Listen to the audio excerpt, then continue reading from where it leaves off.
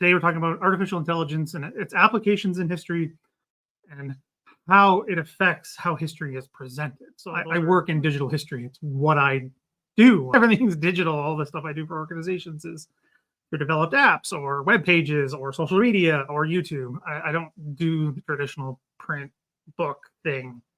I have never done that. It has its uses.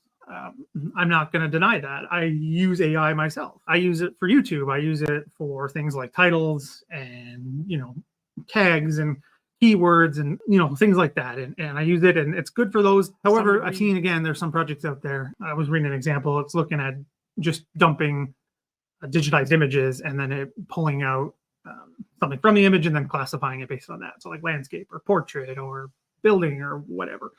It can do that, but it can't do the context of what's important, what's not important, what does matter, what doesn't matter, astronomical information, and how researchers wanted all that. So they digitized it all, and it's a lot of stuff. So they are able to get AI to train to go through all that, recognize patterns and things of that nature. So it's good for those kinds of things. I guess I've never done it in that sense. I've never done the high data computational style of history. It's not what I do. One of the projects that was being looked at is restoring, I think it was old Athenian texts that have, fallen apart. The scrolls pieces are missing. So they've used AI and taking aggregate data from, I guess, the rest of the scrolls. I don't know. It didn't say. One of the issues that I have with this AI is a lot of it is assumption.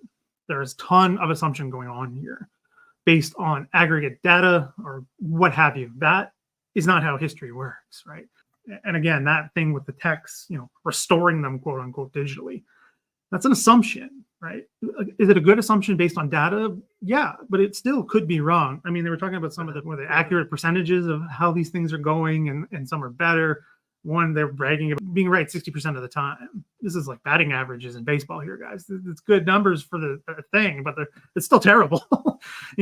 400 batting average is fantastic, but in numbers, it's terrible. So, you know what I mean? There's still a lot of incorrect, especially when you're going through all this data, right? And again, I don't have a solution. I just have a worry is there's assumptions being made on this mass amount of data. And what if it's wrong? To me, it's a concern that it could be wrong. And as of now, it's not a good thing. It's causing problems, all kinds of ways.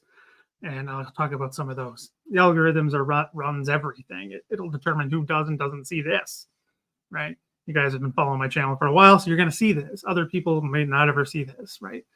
There's still a human element of getting people to click on the video, but the algorithm plays a huge on that, and what's popular, what's not, and what the system computes to be popular, and what people watch and for longer. So that obviously has an impact on what history is viewed and by who. So that to me is a major issue. And where I think AI doesn't fit in is context. Context is everything in history, right? Without context, it's just some words on a page that don't mean anything. Context is everything. It's one of the things I was taught in my PhD, undergrad, and it can't do context properly or even at all. And another thing is sources. ChatGPT doesn't give you sources. We don't see how it's arriving to its conclusion. That's an issue for me. The same issue is when people get upset when a history book doesn't have a list of cited sources. What's the difference? And it's one of the biggest issues with history, right? Is so many stories are gone and we have no sources, but we can't assume. And it seems like, again, this is just an inference for me working as someone who does this stuff.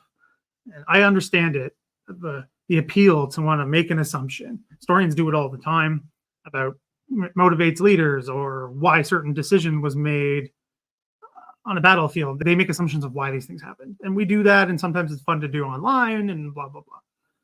But you can't do that and it'd be 100% correct, right? We don't have those letters. We don't have those recollections. We don't have even photos of the vast majority of, or anything of the vast majority of humans who've ever lived. We just don't have that. And I don't see AI as helping with that. It's not going to all of a sudden give us these stories. It can give us some information related to them in some sort of capacity if it was written down and digitized. And digitization is its own huge problem. You have to first digitize it. You have to give the system something to work off of. And if it's got nothing to work off of, it doesn't matter. You know what I mean? You know, even in Canada alone, we have millions and millions and millions of pieces of paper in archives. that are not digitized. It doesn't do anybody any good in that sense for AI. It's not going to solve any of those problems. It's not going to give us that information. Still got to be looked at. I don't see it being good in history right now. Again, it's troublesome based on a historical field perspective and how history's been carried out and all of that. It's problematic in that sense. It's not going to replace how it gets done, right?